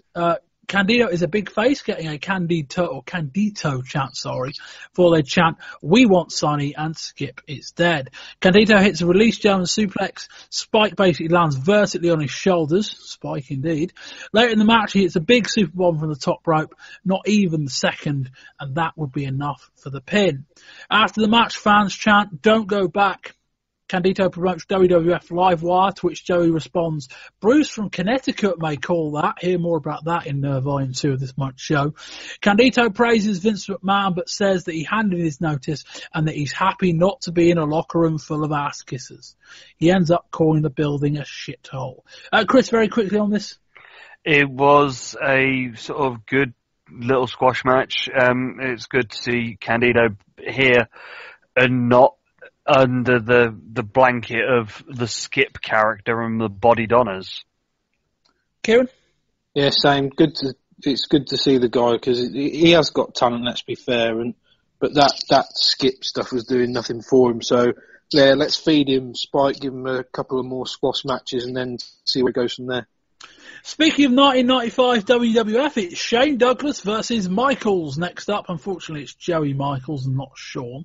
Douglas calls everyone smart marks. Douglas seems to think he actually broke Pitbull one's neck twice. I think he'd probably be dead if that was the case. Fans chant, she's a whore. Usual deal. Douglas threatens to walk away and then eventually decides he'd actually rather earn some money. Fans respond with she's got herpes, and finally Pitbull 2 storms out, only to be held back by a load of guys, to which I cannot fucking work out why. There's never been any logic in wrestling for any group of undercard wrestlers holding back the babyface from beating the fuck out of a heel. There is no logic in that whatsoever. Stop doing that. Anyway, quote-unquote commercial mid-match. Michaels hits a lovely inverted atomic drop and a forearm. Joey Styles tries to sell it as a massive near fall, but it really wasn't. Michaels hits a drop kick, a body slam, and a flying crossbody. This is one of those matches where Joey Styles' tone on commentary really doesn't reflect the actual drama in the match. Michaels runs at Douglas with a chair, then sits on it before hitting a running crossbody onto Douglas. A near fall. Styles is still trying to sell the drama that's not there. Douglas hits a DDT for what presumably is the turning point in the match, then a tombstone pile driver. Douglas basically wins by knockout as the ref goes to call it, but Francine actually stops him. Douglas then hits the far less impressive belly-to-belly suplex, and that will end that. Douglas levels the ref after he calls to the back for help. Fans chant Pitbull, who'll be here in a minute. Douglas does a twisting full Nelson, and here is Pitbull. Why ECW's jobbers are trying to hold him back, I've got no idea. Pitbull fights them all off, but Douglas has vanished by that point. Douglas runs back out when the time is right with the chair, hits a solid enough chair chop to the head, but Pitbull 2 just no-sells it. Douglas ends up running around the ring, jumps back into the ring, and then inadvertently, we think, shoulder tackles Francine. Douglas takes cover on the outside. Pitbull shapes to go after Francine, but the jobbers stop him. Douglas gets back in the ring, try and hit Pitbull with the belt. Pitbull blocks it, and Douglas and Francine leave. Joe Gertner gets in the ring. Joey Styles says, "What's this hemorrhoid doing in the ring?" Gertner tries to make the announcement, but objects to Pitbull getting in his face. Tries to make the announcement again, but just ends up saying, "Oh shit," as Pitbull picks him up, and I actually thought it was a bit late. He picked him up, then he threw him backwards over the top ropes into a group of jobbers. I'm guessing Gertner's not ready to take a big bump yet. Chris, thoughts on all the above? Again, Shane is so hated that, you know, the littlest thing that he does and the crowd boo the shit out of him. I love the fact that they go for the neck breaking angle, and that got super heat. Again, as you were saying, I don't understand why the faces were holding Pitbull back, but you know, it worked for that sort of bit at the end where he runs through and then runs away again, and even will run through Francine to make sure he doesn't get caught. These two can keep going for as long as they like. Kieran? Yeah, I just wish they'd have let him. I kind of understood why they didn't let him go. It just annoyed the piss out of me, but we just didn't need the quote-unquote match in the middle. Again, well, don't even come out at the start. Let's just do it at the end. Like, yeah, there's no need to send him out there at the front. He didn't go anywhere. I mean, he came back out, but it was like, don't have two equally as annoying plot holes one after another if you can just have one. Like, surely. But the match was something and nothing. But again, this feud is just so good. If it's just going, I'd quite happily watch every time Douglas gets a match. It's kind of like the way that they wanted. I think the way they wanted I wanted the sort of the Taz and Sabu thing to go. Where why doesn't Sabu come out and answer his call? Well, now we've got the Pitbull who is just prepared that Douglas even shows his face. It's now Douglas is surely he's going to have eyes in the back of his head. And I think that's the kind of way I want this feud to go is Douglas is going to get more and more paranoid. He's probably not going to let it show because he's Shane Douglas and he's probably going to sort of just carry on with his shit-eating grin and that. But I'd kind of like to see a bit of a different psychology from Douglas where there's maybe we see a chink in his armour somewhat, maybe he lashes out at Francine or something like that. Do you know what I mean? Something a bit different from Douglas. So every time he gets a match now, he's going to be scared that Pitbull's going to run in and try and get him. But I think going forward, this feud just keeps getting better and better. Yeah, the match wasn't really much of anything. Joe Styles, as good as he is, sometimes just doesn't seem to be able to read a situation very well. And this was one of those cases where it's like, there's no drama in this match, Joey. Don't try and convince us otherwise. He's usually on point, but this he really wasn't. The end of the post-match angle, I don't think was great either, but Gertner's great. Joe Styles calling him a hemorrhoid is a really good line. And Gertner's so on point. He's so on point. That was such a good angle. Get, you're in my shot. Get out of the way. And then Pitbull says just like, oh shit. What? I say, it said the bump was so bad. It wasn't really a bump. It's got thrown to a load of jobbers. But still, really, really good. We will next to the Sandman versus Too Cold Scorpio for the ECW heavyweight title. The respect between the two breaks down pretty early. Sandman grabs a cane, Scorpio grabs a chair, but they both down tools, at least for now. They shake hands and hug before Scorpio knees him in the chest and flings him into a chair propped up in the corner. Sandman ducks under a drop kick, takes a swing with his cane, but that misses and Scorpio nails a super kick. Scorpio hits a lovely moonsault, only for a 2. Heads to the top. Sandman gets up and twats him with 2 cane shots. He then hits the Frankensander, as I think Joe Styles once called it. That looked horrendous. Only a 2. Too Cold goes for a tricky leg drop. He misses. Sandman pins him and retains the title. Out comes Tyler. Tyler Fullington in Sandman gear. Sandman gets on one knee and gets a hug. Turns out the whole thing is a ruse as Raven slides in for the other side and smashes Sandman over the head with the cane shot. And that's where the TV edit goes off the air. We're still here. Raven's lackey sets up 2 tables, one on top of another, and Raven power drives him through them. And that is where our tape cuts. After that, we get the crucifixion, and that whole thing happens. And we don't see that. Kieran, thoughts on this? I feel really bad because, like I said, I really enjoyed the pop that Sandman got, but then you just know what the matches are going to be, Bob. And like I said, I do feel a bit bad because I was genuinely pleased with that, how that finished at Ultimate Jeopardy. But my God, the Franken Sander, oh Christ. Anyway. But the stuff after it, I'll just give props to Chris because he called it, because this is exactly how they're going to fill the time between, Sandman's got the title, Raven's on his way back. So now they're pushing that Tyler Fullington's coming out and they're going to sort of push the kid to the forefront to kind of what, like Chris said exactly in the last review. They're going to sort of show that you might have the title, but you haven't got Sandman, you haven't got what you really want. Just a really, really effective way to keep the feud going. We don't get the crucifixion thing, but I think that would have just been like the cherry on the, the icing on the cake, if you like. Yeah, the crucifixion thing actually kind of, even think about it, does just feel out of place. Like the strength in the angle was yours didn't need the table spot. Like the TV edit was almost the perfect thing. Was that Sandman, gets on his knees, Tyler gives him a hug, and Raven screws him. That was the end of the angle. Like, you're watching it on ECW Hardcore TV, that was the end of the angle. But you didn't need any more, I don't think, Chris? No, as I said, the TV edit did it much better. the match was just awful. There's no nice way of putting it. It was really sloppy. Even Scorpio looked bad in this match. Well, sorry, Chris. Why did Scorpio get the shot? Is this before he leaves? They're giving him one. Yeah, well, I think it's more just the case of so they can say Sandman's defended a title and they've got someone. Just whip wreck. I know what I mean. They've done that match before as well. It was a clean victory for your new champion, wasn't Oh, it? all right. Yeah. Anyway, sorry. Go on. I think it was just a case of let's put him in there with someone who, in theory, he can have a decent match with, which clearly didn't happen. All right, Chris, you trying to convince?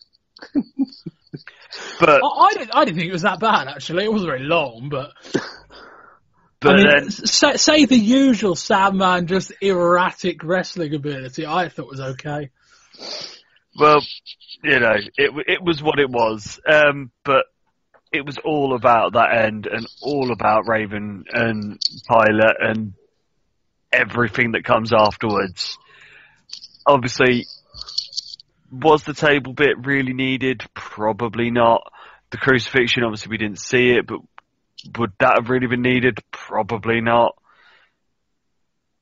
Him just walloping. The angle felt pretty good anyway. That was the weird thing. Like, it was like, at what point did they think, well, we'll have this thing where Tyler comes out, and then Raven in this big surprise return will smash Salmon over the head and it'll turn out to Rouge. So what point does someone go, actually, we've got this, but can we add a crucifixion spot, if they knew about it, and a double table spot? I don't think so. Sorry, Chris. As you said, it just still seems a bit, oh, let's just do this extra shit just for the sake of doing it. Yeah, and as I say, watch it on TV, didn't appear. There we go. Yeah, I wasn't quite as low on this match, but it is a Sandman match. You know, it is pretty bad. And the angle with Tyler was really effective up until the point it went off the air, and then it just kind of got a bit more excessive. But I think, long story short, that's kind of why it probably happened. Anyway, at this point we got the break, and at this point Raven comes back out and does his apology. Obviously, we don't see that either. We then move on to the Eliminators, Saturn and Cronus versus Terry, Bam Bam Gordy and Dr. Death, Steve Williams. Cronus hits a weak spin kick on Gordy. We start with actual tag rules, it seems. Williams tags in, but gets met with a strong clothesline by Cronus. Williams knocks Saturn off of the top and before Williams hits the power slam. Knocks Saturn off of the apron, sorry. There's a light rest in peace chant, which is quite nice. This is about 6 days after In Your House Buried Alive, where Terry Gordy attacked The Undertaker in a mask. Cronus hits a Bulldog for a 2, still a normal tag match this. The crowd are very quiet. Gordy does a running clothesline in opposite corners. Saturn powerbombs Williams onto the concrete. Cronus finally gets the tag. Saturn barely connects with a dropkick. Gordy hits a slow powerbomb. Cronus hits a rolling slam, then a splash from the top from Saturn. We get a total elimination, but Williams breaks up the pin. They send Williams to the outside. Saturn then starts climbing the scaffolding. Oh, Lord. Sandman then drops an incredibly well-executed elbow drop from the top. They win the match. That scaffolding, quote-unquote, which isn't really scaffolding. It's basically just it's a wooden walkway suspended with chain and rope.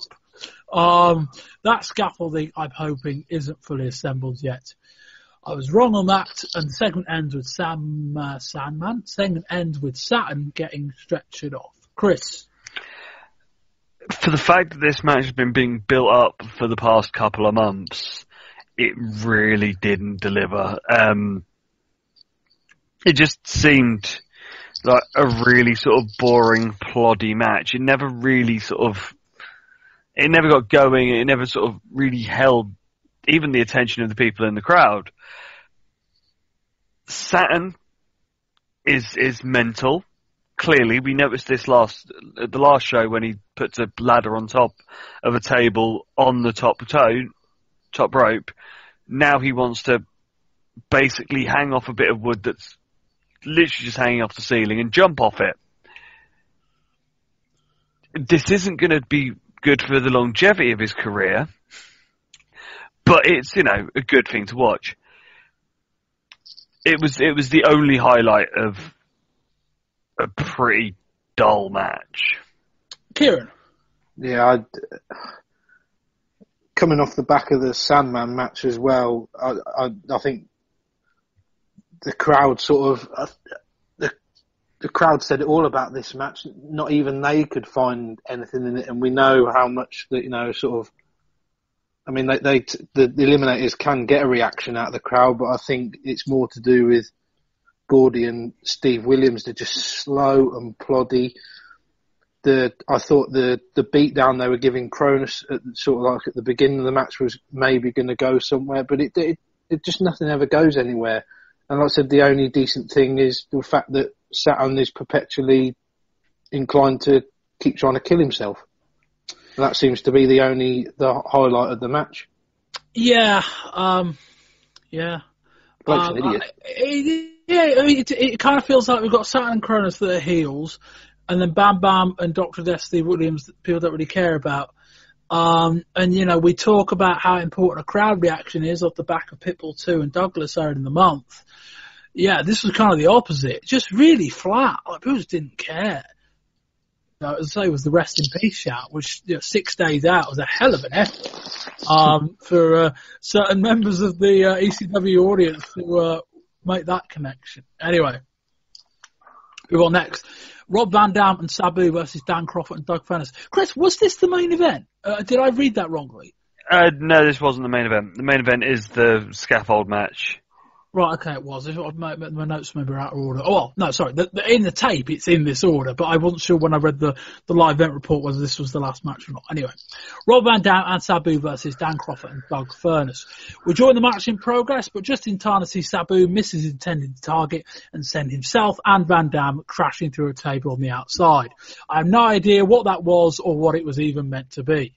Sabu hits a suplex on, you could say most things about most things Sabu does. Sabu hits a suplex on Crawford, looks for a tag, but Van Dam is nowhere to be found.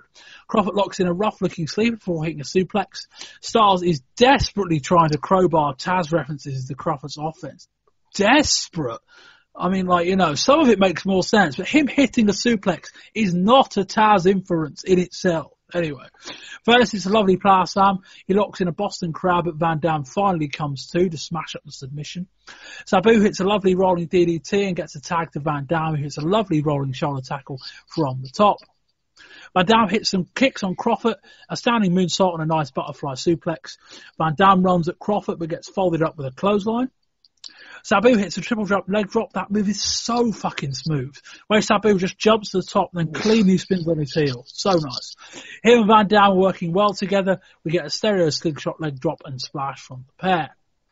Sabu hits a triple jump moonsault onto Furnas. Crawford comes off the top with a splash to break up the pin, but Sabu moves and Crawford smashes onto Furnas.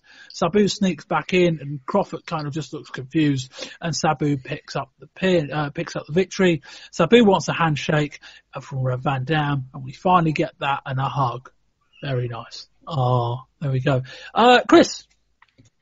So you've got Furnas and Crawford, who are just awesome, and there needs to be a lot more of these two. They are just big boy suplexes, big boy impact, and then you put it with Sabu and RVD, who do all the flips and all the triple jump moves and sort of the innovative stuff, and it works so well and melds so well together. The shame is on this, we didn't get the whole match, because I would have quite happily watched a lot more of this. Though I sort of badly want to see if Furnas and Crawford and the Steiners can join together, because I think that would be an awesome match. Well, unfortunately, Furnas and Crawford are on their way to the WWF, so you might be a while waiting for that one. Oh. It's a shame. That's pissed on me chips. Well, because the Steiners versus Furnas and Crawford isn't comparable to Furnas and Crawford versus the Godwins. Come on, that's the match we want to see. Yeah, you're right. You're right, Bob. Actually, yeah. Just them two lobbing the Godwins about. I'd pay money for that. Dan Crawford and Doug Furnas versus the New Rockers. I mean, who doesn't want to see that match? Shit the bed. Enjoy. Yeah. Kieran, what you got? Oh, well, but you've destroyed me now, Bob. Because I was just about to say, it's really good to see. I don't know, we'll talk about this, man. Croffett and Furness, just fantastic. Carrying on again from last month. I didn't know whether they did it last month. Maybe you can help me out, but I like the fact they're in matching the tie. It made them seem even more of a team. You then put their moves set together against, like Chris said, with Sabu and Van Dam. It is the perfect melting pot for like a tag team match. Some of Sabu and Van Dam's flip-de-doo stuff is just unbelievable timing, especially that triple jump thing is just, like I said, I could watch, if they could have sort of a tag match like this in every event, it'd just be just perfect. I can't imagine being able to do a leg drop from a top rope. Like, just like, you know, if you gave me like 15 minutes to get my balance on a top rope and then said, right, do a leg drop, make it look good, but don't kill your opponent. And then Sabu combines that with the much, much harder skill of running, jumping off a chair and landing correctly on the top rope.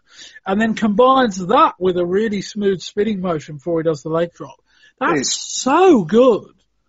It's kind of, when you say it, like, when you break it down, Bob, it's kind of ridiculous that he's able to do that. To have the presence of mind also, he's got the presence of mind of where he is the opponent in the right position? That's all going through his head. Right, I've got to get the chair in place. Is the chair do you know what I mean? When you start breaking it down, it's just, the guy's a phenom. Absolute phenom. And the fact he does it 3 or 4 times in a match for fun. And like Bob, I'd love to say, I'd love to know what that bit was at the beginning, Bob, like you. I'd love to know, because it just... Yeah, we kind of came in and he just, one of the guys moved and Sabu and Van Dam through the table. It just made me laugh, because it's sort of like, it's like if you miss like a bit of your favourite TV program, you come back in and all of a sudden there's 2 dudes just dead, put through a couple of tables, like, what the fuck happened there? Did I miss something? So I'd love to see what got him in that position, but just... What a fantastic match. Yeah, not on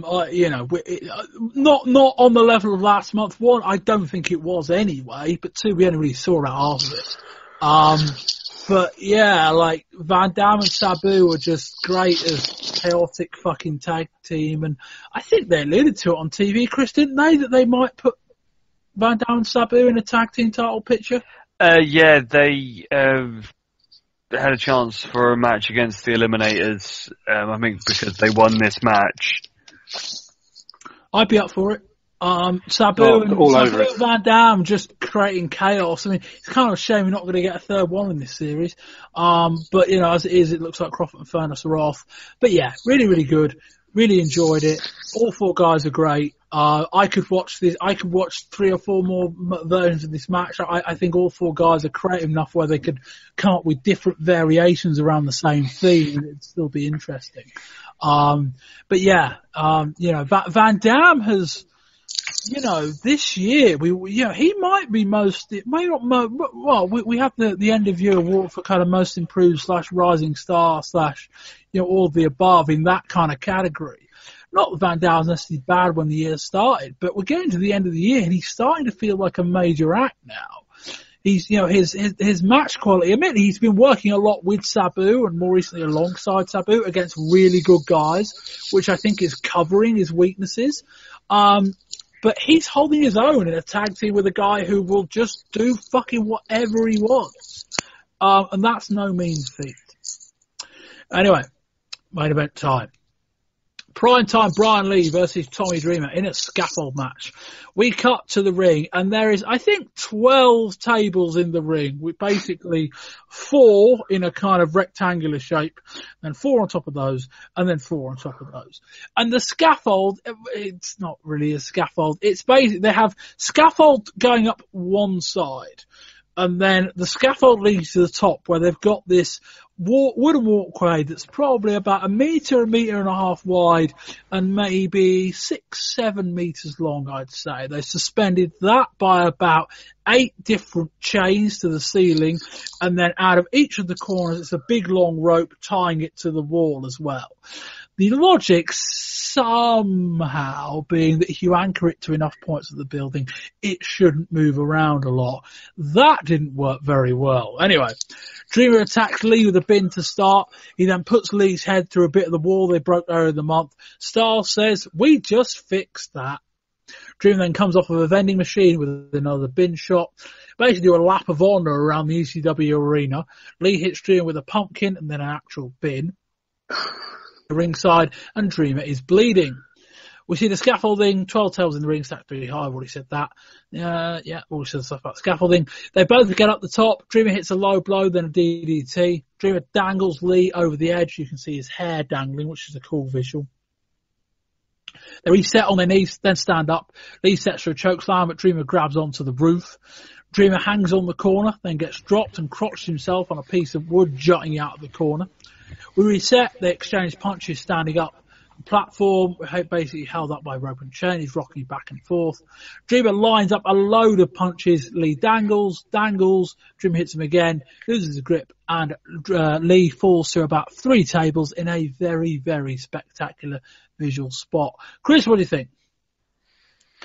Yeah, it's very different to the scaffolding matches that we had in the 80s in the NWA, where normally tag team matches, all 4 would start on the plank and go from there.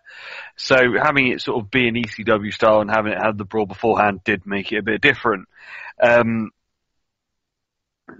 The structure itself is way too dangerous for people to be wrestling on.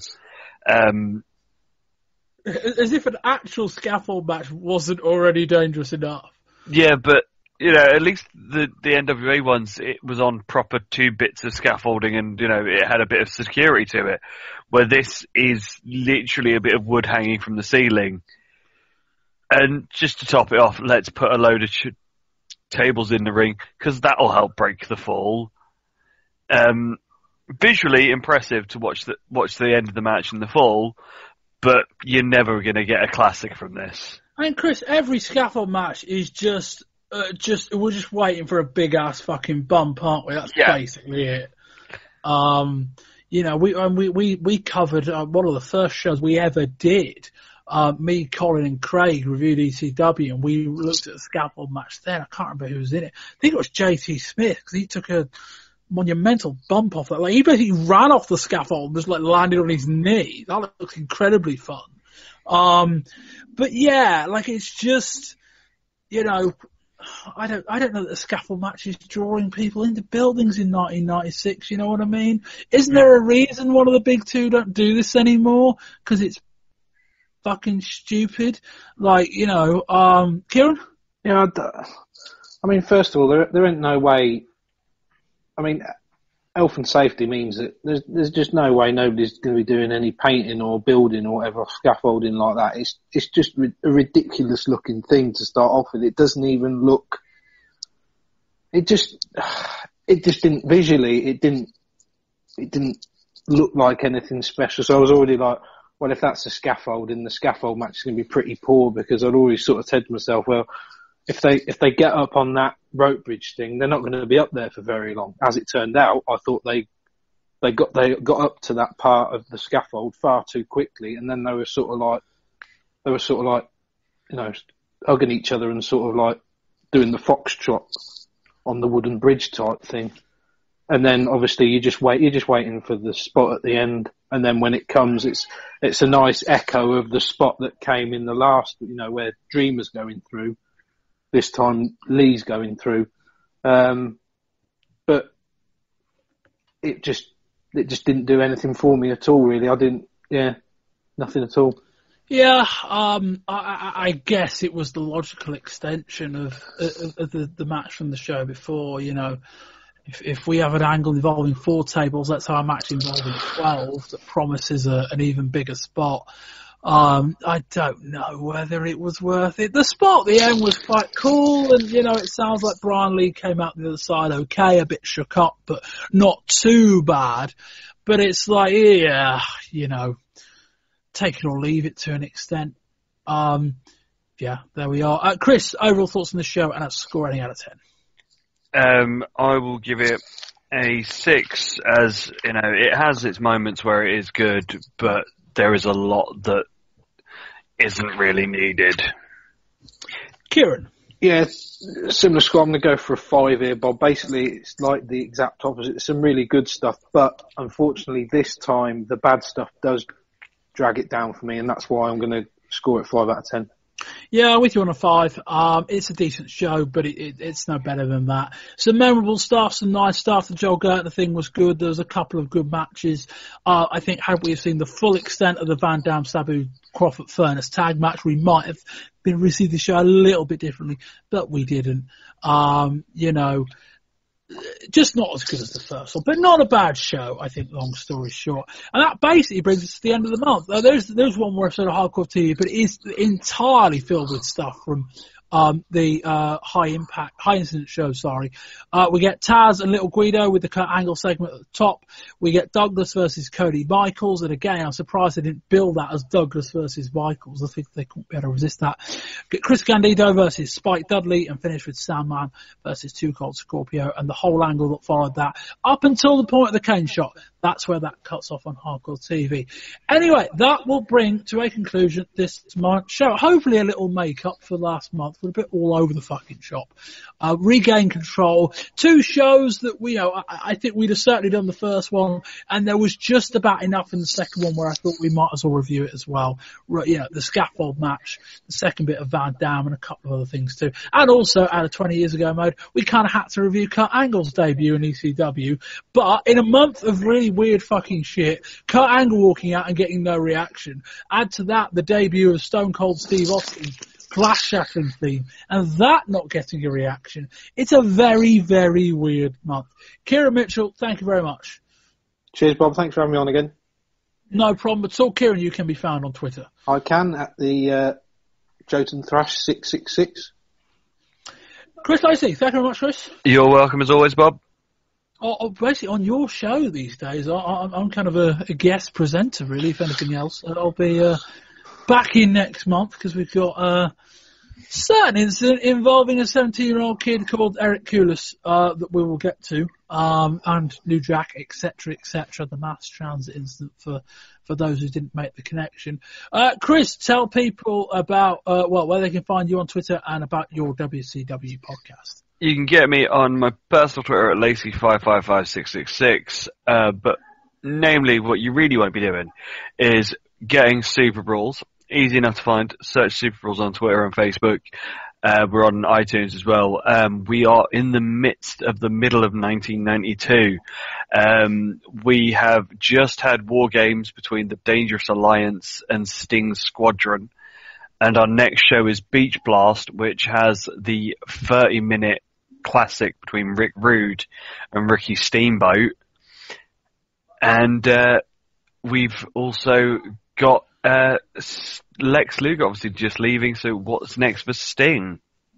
Oh yeah, you're getting very close to the start of our timeline. We're getting up there with that fateful battle. Oh yeah. I think the very first show I watched as part of this whole thing, because the Twitter account started about 2 or 3 months for the podcast did. I think the first show I ended up watching was Slamboree 93. So we get some form of background noise. Sounds like the Dungeon of Doom's out there for somebody. I don't know quite what that's about.